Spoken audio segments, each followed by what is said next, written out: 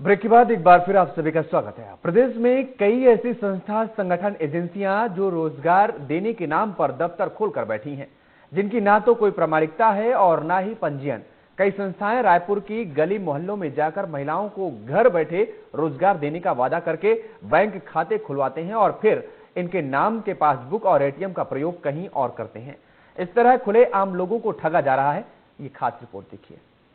प्रदेश में आए दिन लोग हो रहे ठगी के शिकार। राजधानी सहित आसपास के इलाके में सक्रिय संगठन, पैसे लेकर ट्रेनिंग देने का था वादा। कहीं रोजगार के नाम पर षड्यंत्र तो नहीं, खाते में कहां से आई रकम, जांच में होगा खुलासा। राजधानी रायपुर सहित आसपास के इलाकों में नारी शक्ति संगठन नामक एक संस्था द्वारा सैकड़ों महिलाओं से पैसा लेकर नौकरी के लिए ट्रेनिंग देने के बहाने बैंक खाता खुलवाकर गलत इस्तेमाल करने का आरोप लगा है। खबरों की पड़ताल में बहरहाल अभी दर्जन भर महिलाएं ही सामने आई हैं, लेकिन ये सैकड़ों लोगों से ज्यादा के साथ भी ठगी हो सकता है। कंपनी के संचालक, जिसमें एक महिला शोभा ठाकुर और एक अन्य व्यक्ति है, जिनके द्वारा बकायदा रसीद काटकर महिलाओं के नाम से रजिस्टर में एंट्री कर उनके पैन कार्ड, आधार कार्ड जमा करवाकर उनके नाम पर कर्नाटका बैंक में खाता खुलवाया गया और खाता धारक के बिना जानकारी में ही उनके खाते में बड़ी राशि की लेन देन का आरोप भी लगा है। ऐसे में किसी बड़ी साजिश के शिकार होने से पहले महिलाएं एकजुट होकर थाने पहुंचकर शिकायत की, तब पुलिस मामले की जांच में जुटी। संस्था के संचालक का कहना है उनके पास डाटा एंट्री, सर्वे और कॉलिंग का काम है, बस उन्हें उनका समय चाहिए।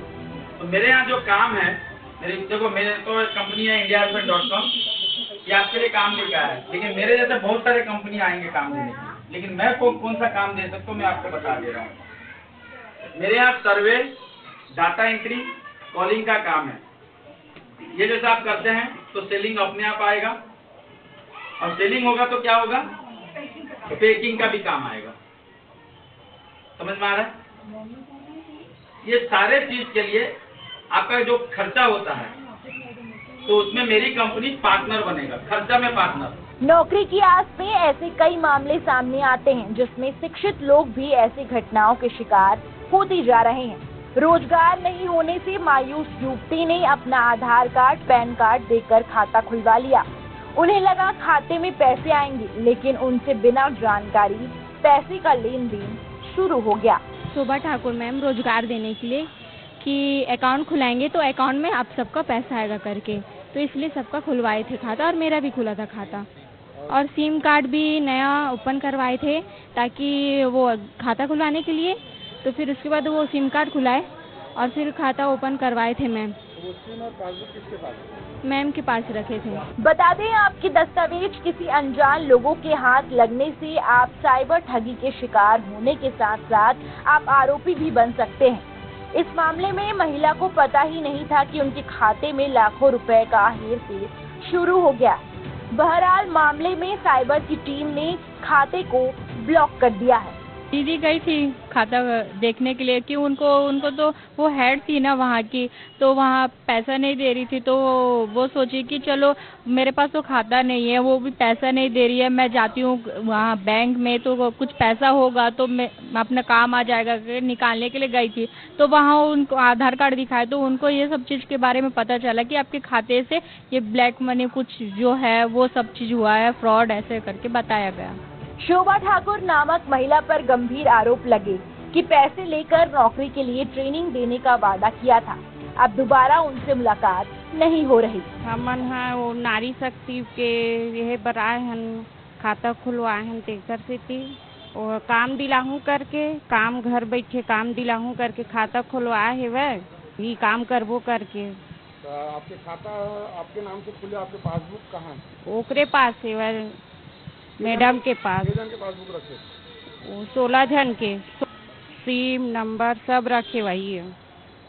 रोजगार दिलावे जब बोले तो का बोला था? अभी मुलाकात नहीं हुए ओकर से हमर से। प्रदेश भर में बेरोजगार आए दिन ठगी के शिकार हो रहे हैं। ऐसे घटनाओं पर रोक लगाने खुद को भी सजग होना जरूरी है। वहीं अपने वार्ड की महिलाओं से पैसे लेन देन और बैंक खाते में खुलवाए जाने को लेकर वार्ड पार्षद ने सजगता से पड़ताल की और पूछताछ करने के बाद पता चला कि सैकड़ों महिलाओं से पैसा लिया गया और बैंक खाता भी खोले गए, जिसे लेकर पुरानी बस्ती थाना पहुंच शिकायत दर्ज कराई और बड़ी ठगी होने से पहले दोषी को कार्रवाई हो जाए ये प्रयास किया गया। वहीं शिकायत को लेकर पुरानी बस्ती थाना प्रभारी योगेश कश्यप ने कहा कि कुछ महिलाएं शिकायत करने आई थी कि उनके नाम पर खाता खुलवाकर बैंक पासबुक, ATM, सिम का उपयोग किया जा रहा है। मामले की जांच की जा रही है। देखिए, नारी शक्ति संगठन के नाम से मेरे वार्ड में भी करीब 300 से ज्यादा लोगों को 100 रुपये लेकर घर बैठे महिलाओं को रोजगार देंगे करके उन लोगों से 100 रुपये लिया गया। उनको भी बोला गया था कि आपको खाता खुलवाएंगे।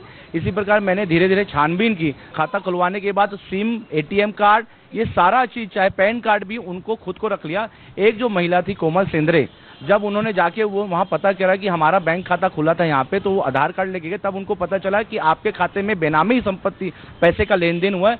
पुलिस वहाँ आके उसको, आपके बैंक को बंद करवा दिए। तब वो बहुत डर गई, सहम गई। BSOP कॉलोनी भाटा गांव से 10-15 महिला भी आई हुई हैं कि एक नारी संगठन नाम से शोभा करके महिला है, उनके द्वारा ये संगठन खोला गया है और आसपास के महिलाओं को 100 रुपया ले करके रोजगार प्रशिक्षण के लिए वादा किया गया है, जिसमें उनके द्वारा रोजगार का प्रशिक्षण देकर उनको स्वरोजगार दिलाने का काम किया जाना है, ऐसे करके उनका कहना है।